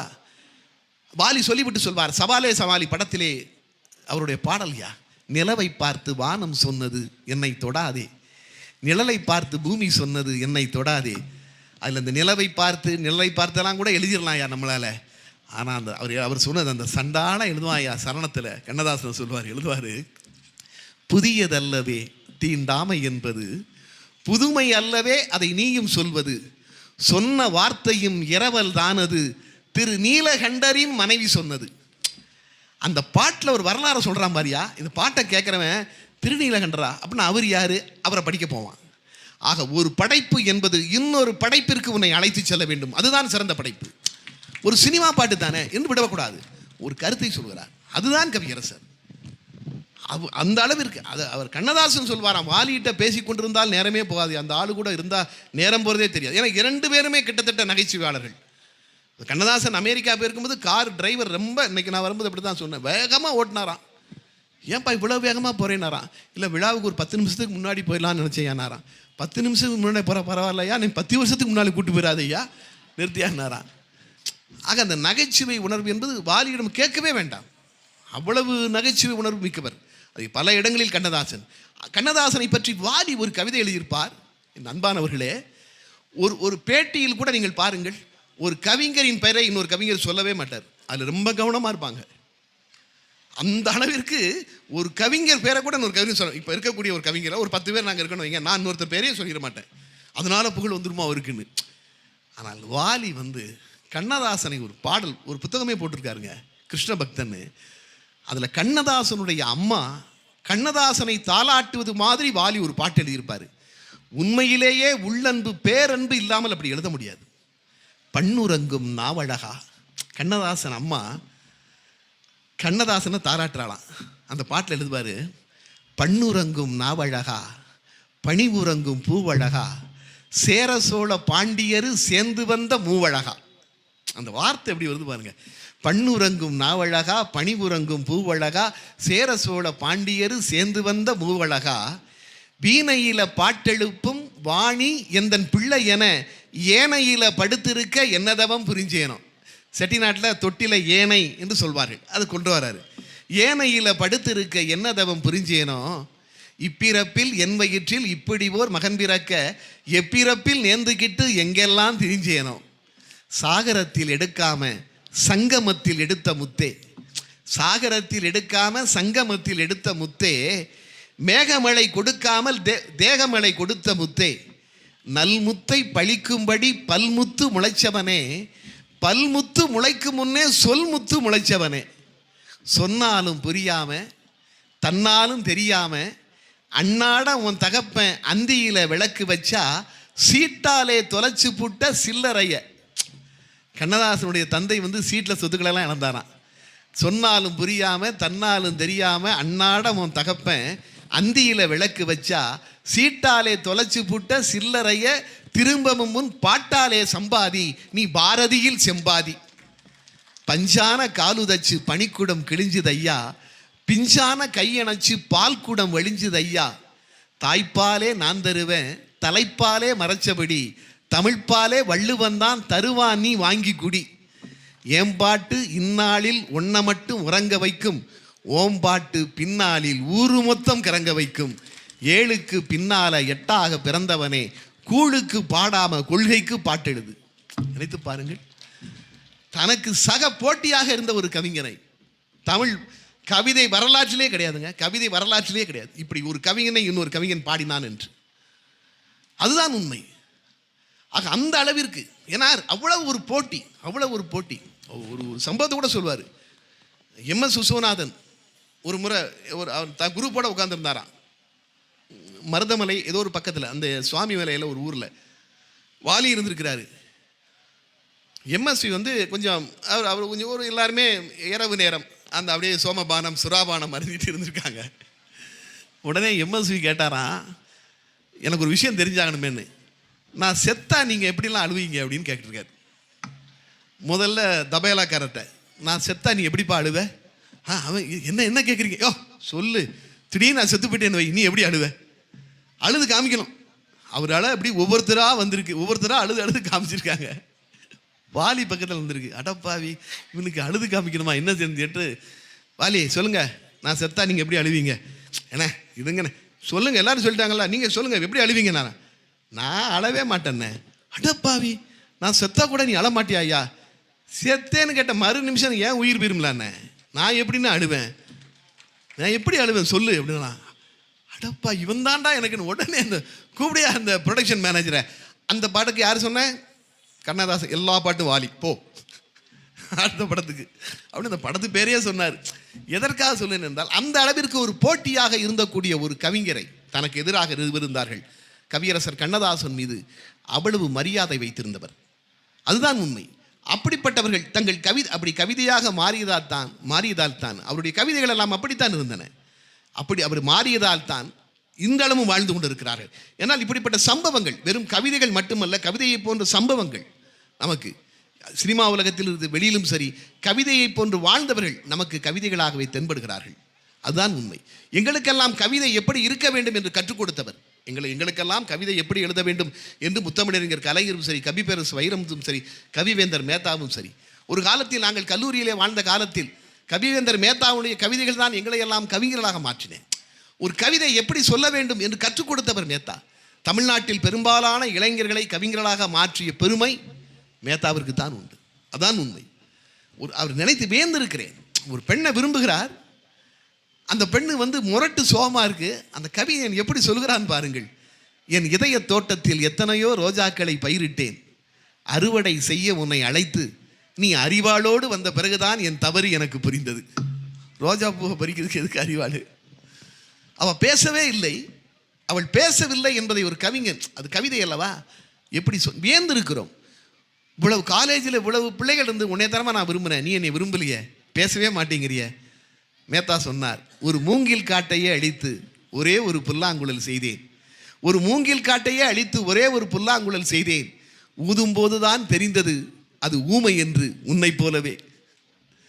பேசு பேசு, அது தொடர்ந்து எழுதுவார். பேசு பேசு, மௌனம் என்னதான் மொழிகளிலேயே சிறந்த மொழி என்றாலும் இன்னொரு மொழியை தெரிந்து வைத்துக் கொள்வதில் என்னடி குற்றம், பேசு. கடைசி வரைக்கும் சனியன் பேசலையாம். அவர் அது எழுதுவார் பாருங்க. ஒரு ஜோடி சிறகுகள் வேண்டும் என்று கேட்டேன், இணைந்து உன்னோடு பறப்பதற்கு அல்ல, தொலை தூரம் போய் உன்னை மறப்பதற்கு. அதுதாங்க இந்த கவிதையினுடைய, அவர் தான் சொல்லிக் கொடுக்கிறார். அப்துல் ரஹ்மான் ஒரு பெண்ணை பார்த்து நீ என்னை விரும்புகிறாயா என்று கேட்க வேண்டும். என்னை கண்டதும் கவிழும் உன் எமைகள் கொசு வலையா மீன் வலையா கேட்கிறான் அல்லவா. அப்போ சிந்திக்க வைக்கிறார். கொசு வலைனா வெளியே இருக்கிற கொசுவை உள்ளே விடாது, மீன் வலைனா உள்ளே இருக்கிற மீனை வெளியே விடாது. நான் உனக்கு உள்ளே இருக்கிறேனா வெளியே இருக்கிறேனா? என்னை கண்டதும் கவிழும் உன் எமைகள் கொசு வலையா மீன் வலையா. அதைத்தான் என் நண்பன் பழனி பாரதி அவர் ஒரு முறை எழுதினார். அன்பே, என் காதல் தண்டவாளத்தில் தலை சாய்த்திருக்கும் ஒற்றை பூ, சொல் நடந்து வருகிறாயா ரயிலில் வருகிறாயா? அவ்வளோ, ரயிலில் வந்து அவ்வளோதான். நீ என்னை காதலிக்கிறாயா இல்லையா? என்னுடைய கல்லூரி காலத்தில் நான் எழுதினேன், பெண்ணே சந்தேகம் இல்லை நீ ரசமானவள். ஒரு சந்தேகம், பழரசமா பாதரசமா? அதைத்தான் என் நண்பன் கபிலன் சினிமாவில் எழுதினான், உன் சமையல் அறையில் நான் உப்பா சர்க்கரையா. இப்படிதான், இதுதாங்க கவிதையினுடைய டிராவல். நீ பார்த்து கொண்டே வந்தால் இப்படித்தான் மாறிக்கொண்டே வருகிறது, மாறி மாறி வருகிறது. ஒரே பொருளை எப்படியெல்லாம் பார்க்கிறார்கள். தாஜ்மஹாலை பார்க்கின்ற பொழுது நான் ஒரு கவிதை எழுதினேன். அதை முத்தமிழறிஞர் கலைஞர் ஒரு இடத்திலே குறிப்பிட்டிருப்பார். நான் சொன்னேன், புதைத்தது ரோஜா முளைத்தது மல்லிகை தாஜ்மஹால். ரோஸ் கலர் கொண்ட மும்தாஜை புதைத்த இடத்தில் வெள்ளை நிறத்தில் வந்த தாஜ்மஹால் வந்திருக்கிறது. புதைத்தது ரோஜா முளைத்தது மல்லிகை தாஜ்மஹால். அதே தாஜ்மஹாலை வைரமுத்து பார்க்கிறார். வா காதலி, நாம் கட்டப்போகும் காதல் மாளிகைக்கு இந்த பளிங்கு தாஜ்மஹால் ஒரு படிக்கல் ஆகுமா என்று பரிசீலிக்கலாம். தாஜ்மஹாலையே படிக்கலாக்குற மாதிரி ஒரு மாளிகை கட்டுன்னு அவர் நினைக்கிறார். அது அவருடைய உயர்ந்த நினைப்பு. ஒரு ஏழை கவிஞன் அவன் அதே தாஜ்மஹாலை பார்க்கிறான். அவன் எழுதுறான் பாருங்க, அன்பே இனி நாம் தாஜ்மஹாலில் சந்தித்துக் கொள்ள வேண்டாம். இங்கே ஒரு பணக்கார மன்னன் ஏழைகளின் காதலை ஏளனப்படுத்தி இருக்கிறான். அதே தாஜ்மஹால் பொன் செல்வ கணபதி பார்க்கிறார். இந்த ஆண்டு அவருக்கு பாரதிதாசன் விருது கொடுக்கப்பட்டது. அவர் சொன்னார், அன்பே இன்னொரு தாஜ்மஹால் கட்ட நான் தயார், நீ எப்போது சாக தயார். தாஜ்மஹாலே புரட்டிட்டாரு. அந்த பார்வை அதை இவர்கள் தான் கற்றுக் கொடுக்கிறார்கள். ஒரு கவிதை என்பது, அதிலும் கவியரங்க கவிதைகளுக்கு என்று ஒரு தனி இடம் உண்டு. கவியரங்க கவிதைகளுக்கு என்று ஒரு தனி இடம் உண்டு. ஈரோட்டிலே முதலாக 2005 புத்தக கண்காட்சி தொடக்கப்பட்டது. இன்று என்னுடைய இனிய நண்பர் ஸ்டாலின் குணசேகரன், அப்பொழுது அவர் பழக்கம் இல்லை, கவிக்கோ அப்துல் ரஹ்மான் தலைமையிலே கவியரங்கம். அந்த கவியரங்கத்திற்கு என்னையும் அழைத்திருந்தார்கள். நானும் அதிலே பாட வேண்டும். அதற்கு முன்பு அங்கே ஒரு கவியரங்கம், கவியரசர் இளந்தேவன் தலைமையிலே ஒரு கவியரங்கம், அரிய ஆயுதங்கள் என்ற தலைப்பு. அந்த கவியரங்கத்தில் பாடுவதற்காக நான் சென்றிருந்தேன். நானும் திரைப்பட பாடலாசிரியர் விவேகாவும் எல்லாம் போயிருந்தோம். அன்னைக்கு அந்த கவியரங்கத்தில் ஒரு நோட்டீஸ் கொடுத்தாங்க, சின்ன அழைப்பு, எல்லாருக்கும் அழைப்பிதழ். அதில் கவிஞர் பழனி பாரதி, கவிஞர் யுகபாரதி மற்றும் பலர் பாடுகிறார்கள்னு எங்களை மற்றும் பலரில் போட்டிருந்தார். உடனே அவனுக்கு ஸ்டாலின் குணசேகரன் எனக்கு பழக்கம் இல்லை, இங்கே யார் ஸ்டாலின் குணசேகரன் என்று கேட்டேன். அவர் முன்னால் கொண்டு போய் நிறுத்தினாங்க. தோழர் இது என்ன நோட்டீஸ்ன்னு கேட்டேன். என்னன்னாரு, இல்லை எங்களெல்லாம் மற்றும் பலர்னு போட்டிருக்கீங்களே அப்படின்னாரு. இல்லை உங்களையெல்லாம் புக் பண்ணுறதுக்கு முன்னாடி இந்த நோட்டீஸ் அடிச்சிட்டோம் அப்படின்னாரு. இல்லை, தவறான தகவல். பழனி பாரதி என்கிட்ட ஃபோன் பண்ணி கேட்டார், ஜெயந்தா இப்படி என் கவியரங்கத்திற்கு கூப்பிடுகிறார்களே நீங்களையும் போகிறீங்களாமே? ஆமாம் நானும் போகிறேன்னே. சரி வருகிறேன் என்று சொல்லியிருக்கிறேன்னு சொன்னேன். ஆக எனக்கு அப்புறம் தான் நீங்கள் அவர் புக் பண்ணியிருக்கீங்க. அதான் உண்மையான தகவல். நீங்கள் என்ன நினைக்கிறீங்க, சினிமாவில் பாட்டு எழுதினா தான் கவிஞன், மற்றவன்லாம் கவிஞன் இல்லைன்னு நீங்கள் நினைக்கிறீங்க, அப்படி தானே? என்ன உடனே விவேகா சொன்னார், ஐயோ அப்படி பார்த்தா நான் சினிமாவில் தான் பாட்டு எழுதுறேன், அப்படியும் என் பேரை போடலையே, நான் வரமாட்டேன் அப்படின்னாரு. நான் சொன்னேன் ஸ்டாலின்ட்ட, இல்லை தோழர் நான் வருவேன், நீங்கள் தருகிற சன்மானத்தை நான் வாங்கி கொள்ள மாட்டேன், ஆனால் மேடையில் உங்களுக்கு நான் யார் என்று காட்டுகிறேன். அவனிடம் அவர் அன்று பயங்கர கோபம் எனக்கு. அவரிடம் சொன்னேன், தலைப்பு இரவிலே வாங்கினோம் சுதந்திரத்தை பற்றி தலைப்பு. கவிக்கோ அப்துல் ரஹ்மான் தலைமை. நானும் பழனி பாரதியும் அப்துல் ரஹ்மானும் ஒரு இடத்துல தங்கியிருந்தோம். அப்துல் ரஹ்மான் காரில் நாங்கள் ஏறுறோம். அப்துல் ரஹ்மானுக்கு என்னை தெரியாது. பழனி பாரதியிடம் கேட்கிறார், கவியரங்க வரிசையை எப்படி வைத்துக் கொள்ளலாம் என்று. அவர் சொல்கிறார், கடைசியாக ஜெயந்தா பாடட்டும் என்று. நன்றாக கவியரங்கத்தில் பாடக்கூடியவர்களைத்தான் கடைசியாக பாட சொல்வார்கள். பழனி பாரதி அப்படி சொன்னார், இல்லை தம்பி, இந்த தம்பி முதல்ல பாடியிருக்கட்டும், சுமாரானவர்களை முதலில் பாட வைப்பேன். அப்துல் ரஹ்மானுக்கு எனக்கு தெரியாது, ஏற்கனவே காயப்பட்டு போய் பயங்கர கோபத்தில் இருக்கிறேன். கவிக்கோ வேறு, இவர் முதலே பாடட்டும் இந்த தம்பி அப்படின்னு சொல்லி நீங்கள் கடைசியாக பாடுங்கள் என்று சொன்னார். தலைப்பு இரவிலே வாங்கினோம், சுதந்திரத்தை பற்றி பாடி பாடி தீர்த்து விட்டார்கள். சரி, என்ன பாடுவது என்று அன்று நான் பாடினேன். ஆயுதம் ஏந்தாமல் அகிம்சையில் கிடைத்ததாலோ என்னவோ சுதந்திரத்தை அவரவர் பாணியில் அவரவர் பார்க்கிறார். சுதந்திரத்தை பற்றி அரசு ஊழியர்களின் கருத்து என்ன தெரியுமா? முதல் தேதி கிடைத்திருந்தால் முழுதாய் கிடைத்திருக்கும், 15ஆம் தேதி கிடைத்ததால் தான் பாதியாய் கிடைத்திருக்கிறது. நான் ஒரு அரசு ஊழியன், தெரியுமல்லவா எனக்கு. சுதந்திரத்தை பற்றி வழக்கறிஞர் ஒருவர் வாய் திறந்து சொன்னார், 18க்கு மேல் வாங்கியிருந்தால் சுதந்திரம் மேஜராய் இருந்திருக்கும், 15இல் வாங்கியதால் தான் இன்னும் மைனராகவே இருக்கிறது. மருத்துவர் ஒருவரின் மனக்கருத்து என்ன தெரியுமா? சுதந்திரம் 8ஆம் மாதத்தில் பிறந்ததால் எடை குறைவாக இருக்கிறது, எதற்கும் சில எக்ஸ்ரேக்கள் எடுத்து பார்க்கலாம். என் கணித ஜோதிடர் ஒருவர் சொன்னார், சுதந்திரம் வாங்கிய மாதத்தில் கஸ்ட் என்று வருவதால் தான் கஷ்டமாக இருக்கிறது, மாதத்தின் பெயரை பெஸ்ட் என்று மாற்றிவிட்டால் அத்தனையும் சரியாகும். கவர்ச்சி நடிகை ஒருவரும் கருத்து சொன்னார், அதைத்தானே நம்மூரில் அட்டைப்படத்தில் போடுகிறார்கள். கவர்ச்சி நடிகை சொன்னார், 47இல் வாங்கியதற்கு பதில் சுதந்திரத்தை 27இல் வாங்கியிருந்தால் இன்னும் கொஞ்சம் இளமையாய் இருந்திருக்கும், இருந்தாலும் பரவாயில்லை, இரவிலாவது வாங்கினார்களே. யார் இவர்களுக்கு எடுத்து சொல்வது? சுதந்திர நாளில் கொடிகளை குத்துவதற்கு தரப்படுபவை குண்டூசிகள் அல்ல, அவை தேசத்திற்காக மெலிந்த தியாகிகளின் உடல். தடவி பாருங்கள், தடியால் அடிபட்டு தலை மட்டும் இங்கி இருக்கும். இப்பொழுதெல்லாம் எங்கள் தலைவர்கள் கூட ஒரு ஆள் வைக்கிறார்கள், கொடிக்கயிறை இழுப்பதற்கென்று. தேசிய கொடியை ஏற்ற வரும் எங்கள் தலைவர்கள் இப்பொழுதெல்லாம் கூட ஒரு ஆள் வைக்கிறார்கள், கொடிக்கயிறை இழுப்பதற்கென்று. சொல்லுங்கள் அவர்களுக்கு, இந்த சுதந்திர கொடி பறப்பதற்கு சிறையிலே ஒருவன் செக்கையே இழுத்தான் என்று. சுதந்திர நாளில் கம்பத்தில் ஏறி வரும் கொடிக்கயிறு, எடுத்து வரும் பூக்களை உச்சிக்கு போனதும் உதிர்த்துவிடும் கொடி. தேசத்திற்காக மாண்ட வீரர்களின் மனைவியர் கூந்தல் நினைவினில் வருவதால் இன்றாயும் தெரிந்து கொள்வோம் இந்தியர்களே, நம் தேசிய கொடி பட்டொளி வீசி பறப்பது திரிக்கப்பட்ட கயிறுகளில் அல்ல, பறிக்கப்பட்ட உயிர்களில் என்று சொல்லி அந்த கவியரங்கை நிறைவு செய்தேன். ஒரு 2000 மக்கள் எதிரே அமர்ந்திருந்தார்கள். அவ்வளவு கைதட்டல். முடிந்தவுடன் நாங்கள் அனைவரும் ஒன்றாக அமர்ந்து உணவருந்தி கொண்டிருந்தோம். அப்பொழுது கவிக்கோ அப்துல் ரஹ்மான் சொன்னார், ஜெயந்தா, கவியரங்கத்தில் இன்று கோல் அடித்து விட்டீர்கள். இது என்னுடைய வார்த்தை அல்ல, 25 வருடங்களுக்கு முன்பு கண்ணதாசன் என்னை பார்த்து சொன்ன வார்த்தை என்று கவிக்கோ சொன்னார் அன்று. அதைத்தான் உங்களுக்கு நான் தருகிறேன் என்று. எதற்காக என்றால், அப்படி கவிதைகளை வளர்ப்பதும் அவர்கள்தான். நடக்கக்கூடிய சம்பவங்கள், நிகழ்வுகள், இதுதான் கவிதைகளை மாற்றிவிடும். ஒவ்வொரு கவிதையும் கவிஞர்களையும் பார்க்கின்ற பொழுது ஆச்சரியமாக, கடவுளுக்கே சவால் விட்ட கவிதை தமிழிலே உண்டுங்க. கடவுளுக்கே சவால் விட்ட கவிதை. உங்கள் காலமேக புலவர் என்கிற ஒரு புலவரை நீங்கள் அவருடைய வரலாற்றை படித்திருப்பீர்கள். திருவானைக்கு அம்பாள் கொடுத்த தமிழ் வேண்டும் என்று வாலி கேட்டாரா? அப்படி தமிழை காலமேக புலவருக்கு கொடுத்தவள் அம்பாள் என்று ஒரு வரலாறு. காலமேக புலவர் மாதிரி யாரும் பாட முடியாது என்று சொல்கிறார்கள். ஆனால் தனிப்பெரும் காப்பியம் எதுவும் அவர் தரவில்லை. அதான் உண்மை. அந்த காலமேக புலவர் ஒரு முறை சொன்னாராம், நீங்கள் எந்த வார்த்தையை வேண்டுமானாலும் சொல்லுங்கள், அந்த வார்த்தையிலே என்னுடைய பாடலை ஆரம்பிக்கிறேன், எந்த வார்த்தையில் முடிக்க வேண்டும் என்று சொல்கிறீர்களோ அந்த வார்த்தையில் முடிக்கிறேன். அப்பொழுது ஒருவன் எழுந்து சொன்னாராம், சரி, நான் 2 வார்த்தை சொல்கிறேன், அதில் ஆரம்பித்து அதில் முடி. என்ன? செருப்புன்னு ஆரம்பித்து விளக்கு மாறுன்னு முடி. எவ்வளோ உயர்ந்த மனம் பாருங்க அவனுக்கு. செருப்புன்னு ஆரம்பி விளக்கு மாறுன்னு முடி பாட்டை. அருமையான வார்த்தையை கொடுத்திருக்கிறார் என்று சொல்லிவிட்டு காலமேக புலவர் ஒரு பாடல் பாடியிருக்கிறார். அந்த பாடலுடைய பொருள் என்னவென்றால், ஒரு பெண் வந்து ஆண்டாள் கண்ணனிடம் ஆசைப்படுவது மாதிரி ஒரு பெண் முருகனிடம் ஆசைப்படுகிறாள். முருகனை நான் ஆறத் தழுவ வேண்டும். போர்க்களத்தில் புகுந்து வீரர்களை கலக்கக்கூடிய வீரன் முருகன் இருக்கிறானே, மலைகளின் அரசன், அவனை நான் ஆறத் தழுவ வேண்டும். தாமரை மலர் மேல் இருக்கிற வண்டே, நீ போய் இதை அவன்கிட்ட சொல்லு, இதை இப்போ அவன்கிட்ட விளக்கு அப்படிங்கிற மாதிரி பாட்டு. இதுதான் கருத்து. என்ன சொல்றார் பாருங்க. செருப்புன்னு தான் அவன் தான் ஆரம்பிக்கிறார். செருப்புக்கும் வீரர்களை, செரு என்றால் போர்க்களம், புக்கு என்றால் புகுதல், செருப்புக்கும் வீரர்களை சென்றிழக்கும் வேலன், பொறுப்புக்கு நாயகனை புல்ல, பொறு என்றால் மலை, புல்ல தழுவ, பொறுப்புக்கு அந்த மலையரசனை தழுவ, செருப்புக்கும் வீரர்களை சென்றிழக்கும் வேலன், பொறுப்புக்கு நாயகனை புல்ல, மறுப்புக்கு தண்டேன் பொழிந்த திரு தாமரை மேல் வீட்டிருக்கும் வண்டே விளக்கு மாறே, இதை போய் அவன்கிட்ட விளக்கு.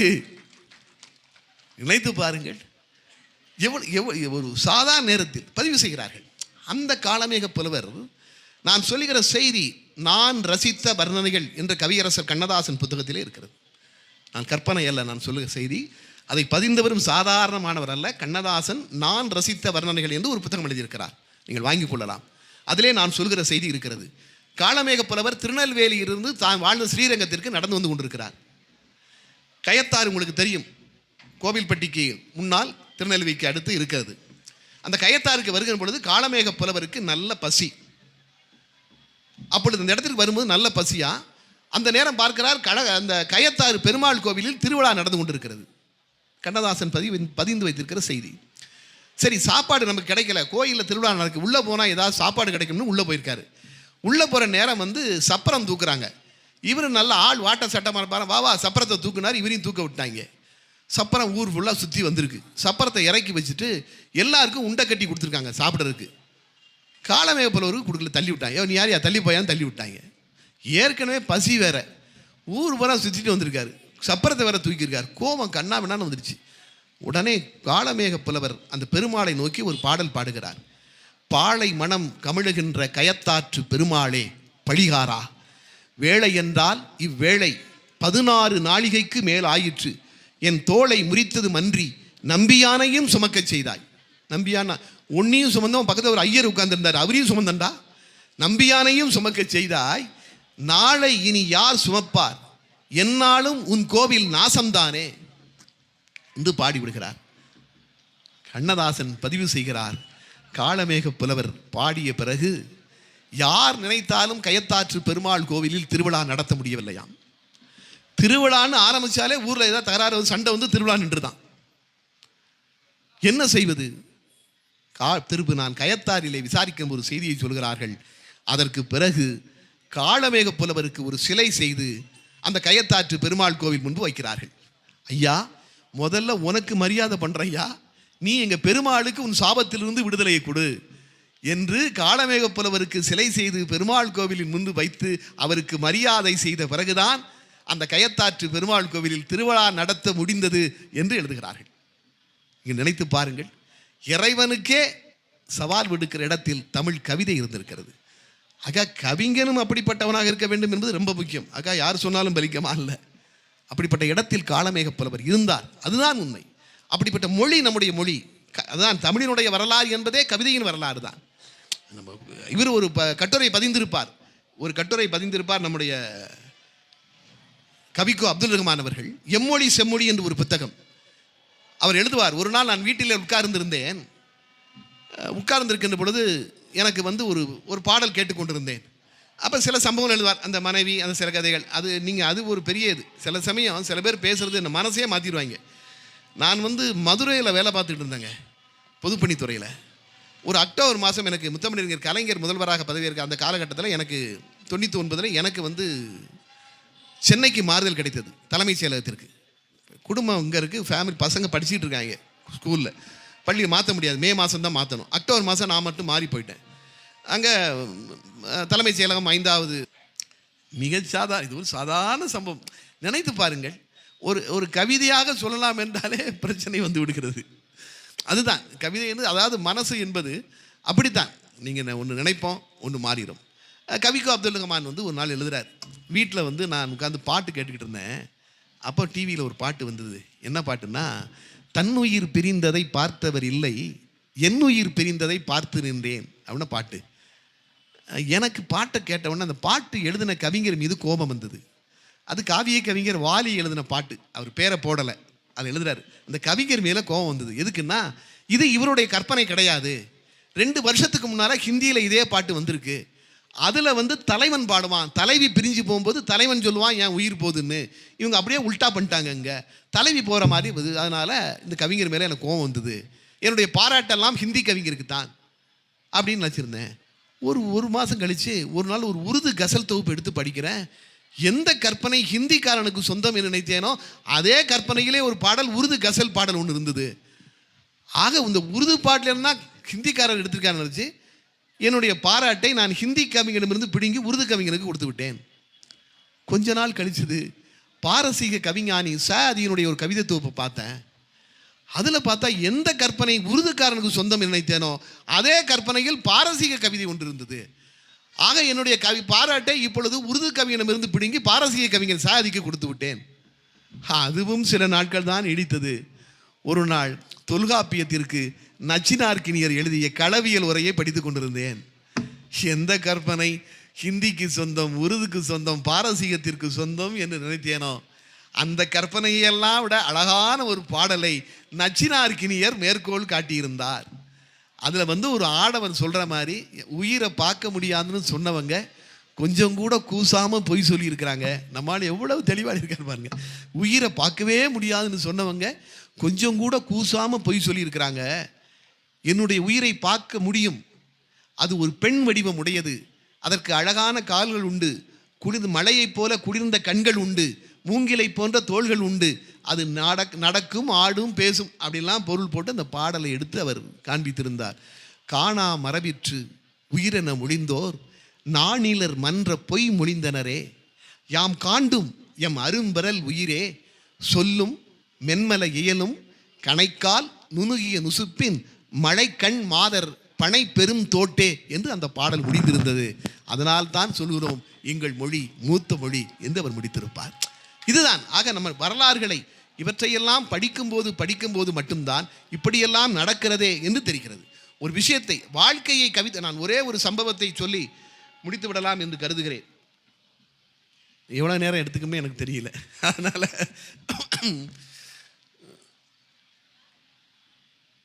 மணி 8:05 சார். எப்போ முடிக்கணும்னு சொன்னீங்கன்னா அப்போ முடிச்சுக்குவேன்.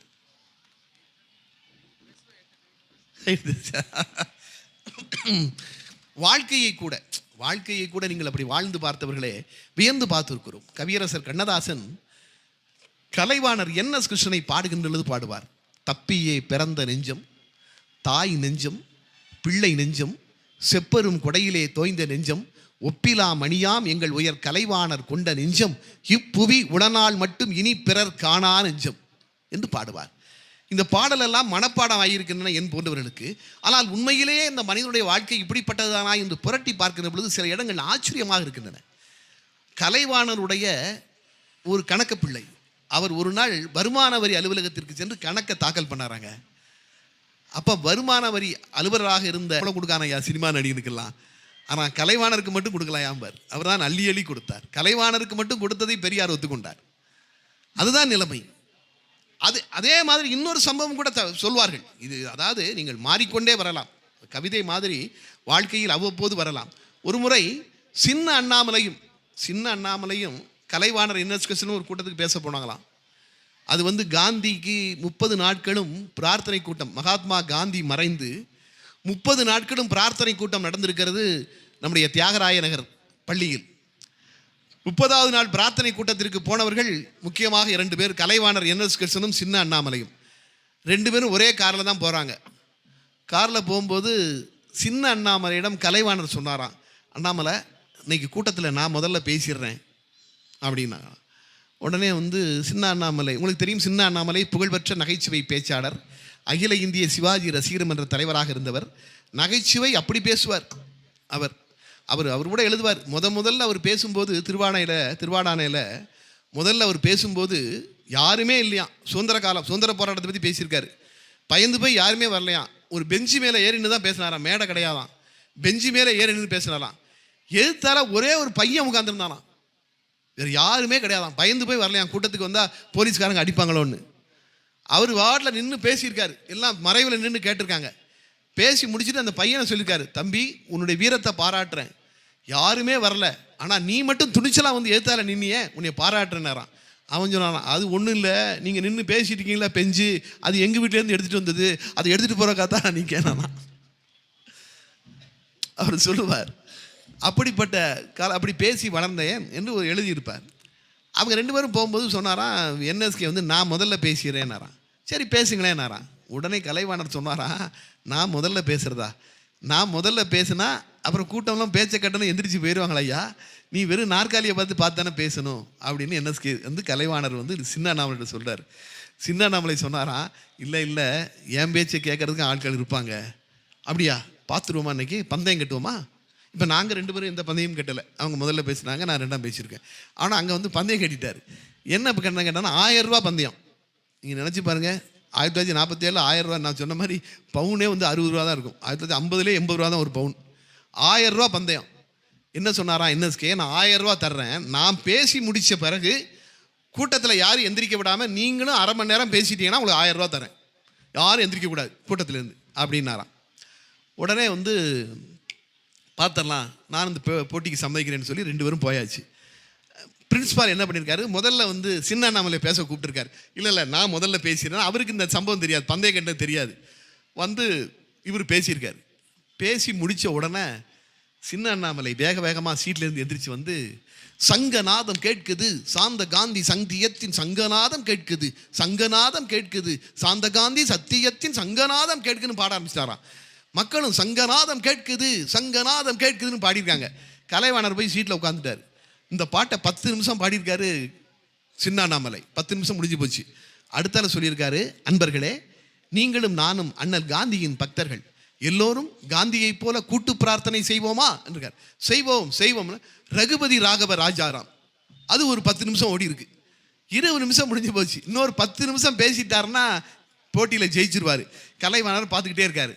அப்போ தான் சின்ன அண்ணாமலை சொன்னாராம், அன்பர்களே இன்று நானும் உங்கள் கலைவாணர் என்எஸ் கிருஷ்ணனும் காரிலே ஒன்றாக வந்தோம். அப்பொழுது கலைவாணரிடம் சொன்னேன், ஐயா நான் முதலில் பேசிவிடுகிறேன் என்று சொன்னேன். அதற்கு கலைவாணர் ஏன் என்று கேட்டார். இல்லை, நீங்கள் முதலில் பேசினால் உங்கள் பேச்சை கேட்டவுடன் மக்கள் எழுந்து போய் விடுவார்கள், என் பேச்சை கேட்பதற்கு ஆட்களே இருக்க மாட்டார்கள் என்று கலைவாணரிடம் சொன்னேன். அதற்கு உங்கள் கலைவாணர் என்ன சொன்னார் தெரியுமா? அண்ணாமலை, இன்று கூட்டத்திற்கு வருகிற எல்லோரும் உங்களுக்காகவோ எனக்காகவோ வரவில்லை, எல்லோரும் அண்ணல் காந்திக்காக வருகிறார்கள்.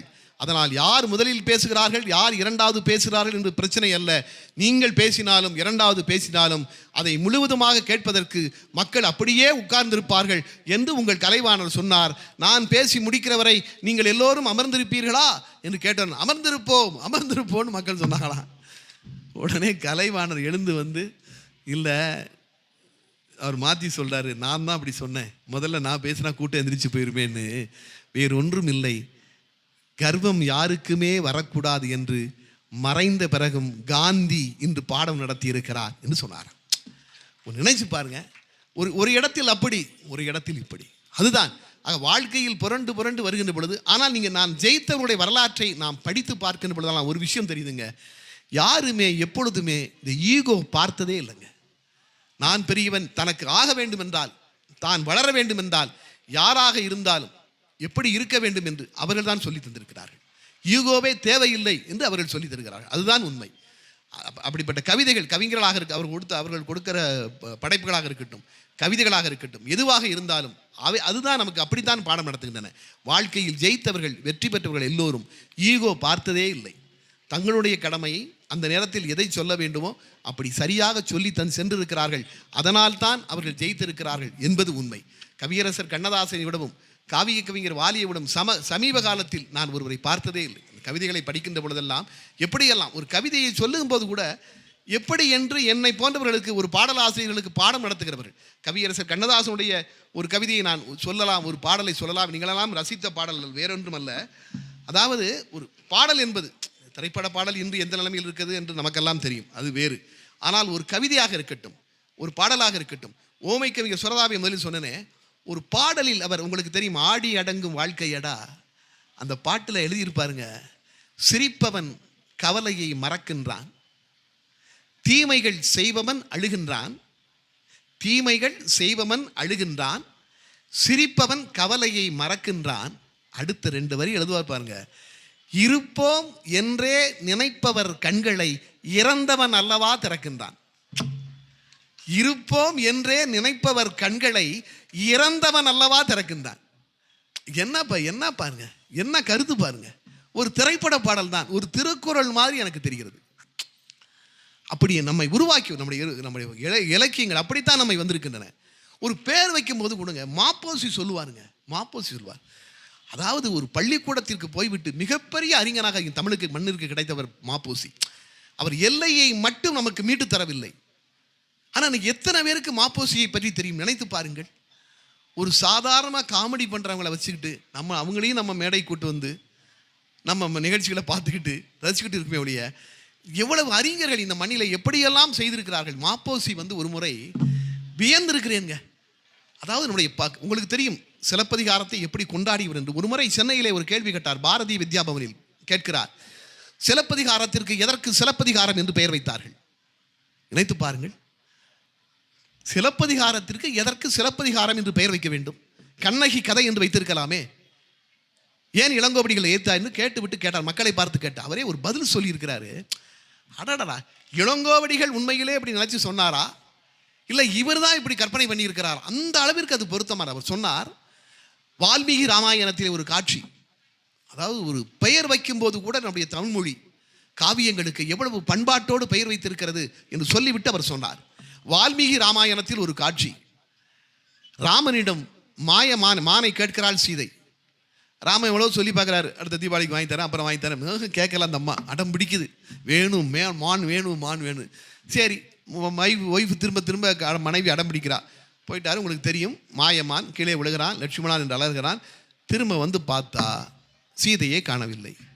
நீங்கள் வால்மீகி ராமாயணத்தை பாருங்கள். எனக்கு தெரிந்து மனைவியை காணவில்லை என்றதும் கதறி கதறி அழுத ஒரே கணவன் ராமன் தாங்க.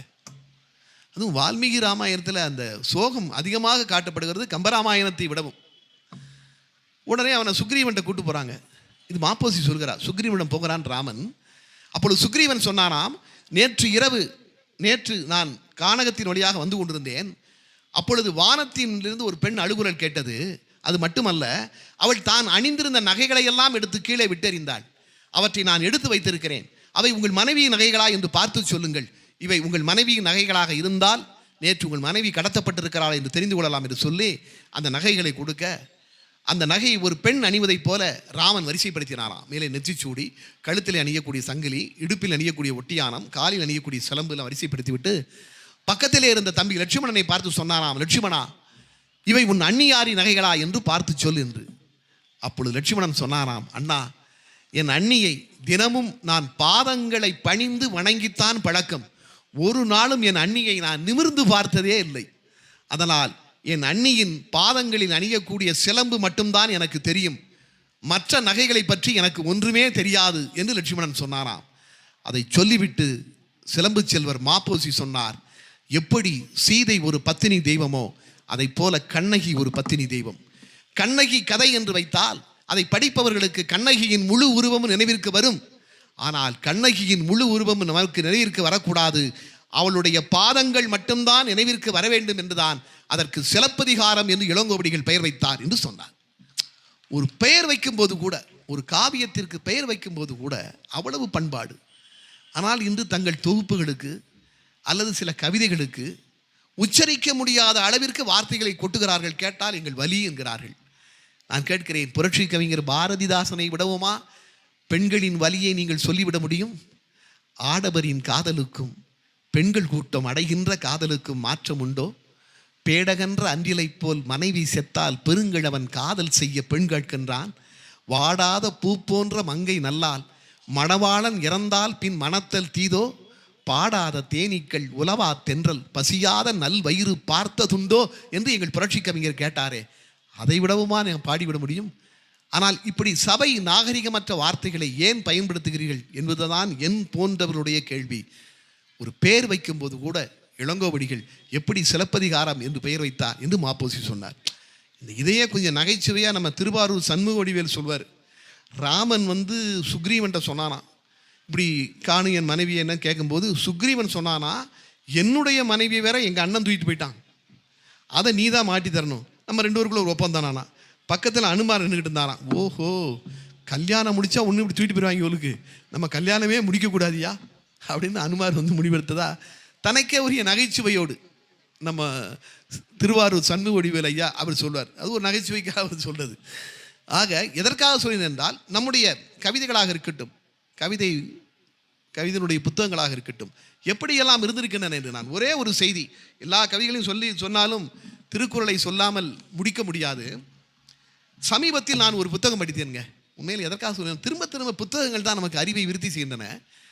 நான் ஒரு குறள் சொல்லி, யாரை கேளுங்க, யாரையும் விடுங்க, நீங்கள் எந்த உரையும் எடுத்து பாருங்க, அதுக்கு ஒரு பொருள் எழுதுகிறார்கள். யான் நோக்கும் காலை நிலம் நோக்கும், நோக்காக்கால் தான் நோக்கி மெல்ல நகும். இதுதான் குறள்.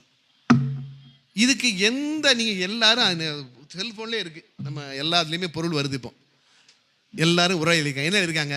நான் பார்க்கும்போது அவள் நிலத்தை பார்க்குறா, நான் பார்க்காத போது அவள் என்ன பார்த்து மெல்ல சிரிக்கிறா. இங்கே அறிஞர் பெருமக்கள் பலர் அமர்ந்திருக்கிறீர்கள். இதுதான் பொருள். எனக்கு தெரிஞ்சு எல்லா புத்தகத்துலையும் இதான் பொருள் இருக்குது. செல்வ கணபதி ஐயா செல்வ கணபதி ஒரு புத்தகம் பண்ணியிருக்கிறார், விடை தேடும் வினாக்கள் என்று. அதில் நான் அவர் ஒரு கருத்து வைக்கிறார். அதாவது நீ பார்க்கும்போது அவள் நிலத்தை பார்க்குறா, யான் நோக்குங்காலே நில நோக்காக்கால் தான் நோக்கி மில்லனகும். ஆனால் நீ பார்க்காத போது அவள் என்ன பார்க்குறான்னு சொல்றிய, நீ தான் அவளை பார்க்கலையே, அப்புறம் எப்படி அவள் ஒன்றா பார்க்கறது தெரியும்? கதை விட்றியா? அவள் கேட்கறது நியாயமான கேள்வி தானே. நீ பார்க்கலேன்னு சொல்கிற, அப்புறம் எப்படி அவள் உன்னை பார்க்குறது தெரியும்? ஆனால் சொல்வது நான் அல்ல, எங்கள் தெய்வ புலவன் அல்லவா சொல்கிறான். அவன் சும்மா சொல்லுவாரா? அப்போ வேறு ஏதோ ஒன்று அதற்குள் ஒளிந்திருக்கிறது. இந்த திருக்குறளில் ஏதோ ஒன்று உள்ளே இருக்கிறது, அது இதனால் வரை நமக்கு தெரியவில்லை. அதான் சொல்கிறார். திருவள்ளுவர் தவறாக சொல்ல மாட்டார். அப்போ வேறு ஏதோ ஒரு விஷயம் இருக்குது, அதை நம்ம தெரியாமலே உரை எழுதிக்கிட்டு இருக்கோம். நான் பார்க்கின்ற பொழுது அவள் நிலத்தை பார்க்கிறாள். இவன் யார் எல்லார் உரையும் நீங்கள் வாசி கூட காமிப்பேன், அவ்வளோ உரையும் இப்படி தான் இருக்குது. நான் பார்க்கின்ற போது அவள் நிலத்தை பார்க்குறா, நான் பார்க்காத போது இவன் என்ன பார்க்குறா. கேட்குற நியாயம் என்ன சொல்கிறாரு? நீங்கள் இப்போ இருக்கிறோம், இப்போ நான் இந்த சபையில் உங்கள் எல்லாரையும் பார்க்குறேங்க. நான் இப்படி பார்ப்பது தான் பார்த்தலாம், இப்படி பார்ப்பது பார்த்தல். நான் ஐயாவை இப்போ முதல் வரிசையில் இருக்கிற ஐயாவை மட்டும் பார்க்குறேன், அவரை மட்டும் பார்க்குறேன். அதுக்கு பேர் நோக்குதலாம். இந்த நோக்குதல்ங்கும் போது வேற யாருமே தெரிய மாட்டோமா, அவர் மட்டும்தான் தெரிவார். அதனால தான் கம்பன் அண்ணலும் நோக்கினால் அவளும் நோக்கினான்னு சொன்னாராம், பார்த்தான்னு சொல்லலையா. நோக்குதல்னா ஒன்றை மட்டும் நோக்குவது, பார்த்தல் என்பது பொதுவா. ஆக நோக்குதல் என்றுதான் பொருள். மூவா கரெக்டாக சரியாக இருக்காரு. மூவா மட்டும் அவள் நோக்காத போதுங்க தான் வார்த்தையை போட்டிருப்பார், பார்க்காத போது என்று எழுதக்கூடாது என்று சொல்கிறார். பார்த்தல் என்பது வேறு, நோக்குதல் என்பது வேறு. இந்த திருக்குறள் எனக்கு இந்த புத்தகத்தை படிக்கின்ற பொழுது எனக்கு இது புதிதாக கிடைக்கிறது. ஆக இப்படித்தான் நீங்கள் சொல்லிக்கொண்டே பாரு. இன்னொரு திருக்குறளையும் சொல்கிறார் அவர், நயன்தூக்கார் செய்த உதவி பயன்தூக்கார் செய்த உதவி நயன்தூக்கின் நன்மை கடலின் பெரிது. என்ன அர்த்தம்? அவர் கேட்குறாரு, என்ன அர்த்தம்? எல்லாரும் என்ன எழுதியிருக்காங்க? பயன்தூக்கார் செய்த உதவி, எதிர்பாராமல் செய்யக்கூடிய உதவி என்பது கடலை விட பெரியது. கடலை விட பெரியது. கடல் ரொம்ப பெருசு, கடலை விட பெரியது. ஆனால் கடல் என்கிற அளவை வைத்து எழுதவில்லை என்று சொல்கிறார். வள்ளுவர் சொல்லலைங்கிறார். இவ்வளோ நாள் நான் அப்படி தாங்க நினச்சிட்டு இருந்தேன். கடலை விட பெரியதுன்னா என்ன நினைப்போம்? கடல் எவ்வளவு பெருசு, அதை விட பெருசுன்னு தான் நினைப்போம். ஆனால் திருவள்ளுவர் அப்படி சொல்லலைங்கிறாரு. அதுக்கு விளக்கம் சொல்கிறார். என்னன்னா, வீட்டில் ஒரு பிச்சைக்காரன் வர்றான், அம்மானு பிச்சை கேட்குறான். அம்மா ஒரு பிச்சை போடுறா, ஒரு இட்லி போடுறானே வைங்களேன், இல்லை ஒரு தோசை அம்மா கொடுக்குது. இந்த தோசை இருக்குது, அது ஒரு அழகு தான். இந்த தோசையை விட அந்த கடலை விட இந்த தோசை பெருசான். அது எப்படி? அந்த கடல் அவ்வளவு பெருசு, தோசை இவ்வளோ தானே இருக்குது. அதான் சொல்கிறாரு, அளவை வைத்து சொல்லலை. அம்மா பிச்சை போடும்போது, பிச்சைக்காரனுக்கு பிச்சை போடும்போது, நாளைக்கு இவன் நமக்கு பிச்சை போடுவான்னு நினச்சா பிச்சை போடுறா இல்லை. ஆனால் கடல் அப்படி இல்லையா. தண்ணியை கொடுக்குறதுல ஆவியாக கொடுக்கும்போது கடல் நினைக்குமா, இன்னைக்கு நம்ம ஆவியாக கொடுக்குறோம், நாளைக்கு அது மறுபடியும் மழையாக மாறி நதியாக மாறி நம்மகிட்ட தானே வருது அப்படின்னு கடல் எதிர்பார்த்து தான் கொடுக்கான். ஆனால் அம்மா எதிர்பாராமல் கொடுக்கல. அதனால் கடலை விட அம்மா தான் பெருசா. எதிர்பாரம் அளவை வைத்து சொல்லவில்லை, அந்த தரத்தை அல்லது அந்த நிலையை வைத்து, அந்த மனதை வைத்துத்தான் சொல்லுகிறார், அந்த நிலைமையை வைத்துத்தான் சொல்லுகிறார் என்று சொல்கிறார். நான் இவ்வளவு நாள் அளவுன்னு தான் நினச்சிக்கிட்டு இருந்தேன், கடலை விட பெருசு, கடலை விட பெருசு இல்லை. ஆக புதிதாக அதனால தானங்க சீரியலமை திறமை என்று சொன்னான். புதிதாக இந்த மொழி அப்படித்தான் இருக்குது. அதனால தான் சொல்கிறோம், ஆங்கிலமும் தமிழும் எங்களுக்கு போதும். இப்படிப்பட்ட தமிழையோடவா எங்களுக்கு இன்னொரு மொழி தேவை? ஆங்கிலமும் தமிழும் நாங்கள் போதும் என்கிறோம். அதனால சொல்கிறோம். ஆக இப்படிப்பட்ட செய்திகளை புத்தகங்கள் தான் நமக்கு மறுபடி தருகின்றன. ஆக அப்படிப்பட்ட புத்தகங்களை நீங்கள் அவசியம் வாசிக்க வேண்டும். அதற்காக அறிவு புரட்சி மாதிரி இப்படி புத்தக கண்காட்சியை நடத்துகிற மாண்புமிகு தமிழ்நாடு முதலமைச்சர் அவர்களை இங்கிருந்தே நான் வணங்குகிறேன். என்னுடைய உரையை கேட்ட அத்தனை உள்ளங்களுக்கும் நன்றி சொல்லி விடைபெறுகிறேன். நன்றி, வணக்கம். இந்த பதிவை குறித்து உங்களுடைய கருத்துக்கள் வரவேற்கப்படுகின்றன. மறவாது ஐதருமபுரி சேனலை சப்ஸ்கிரைப் செய்து பாருங்கள். இந்த நாள் இனிய நாளாக அமைய வாழ்த்துகின்றோம்.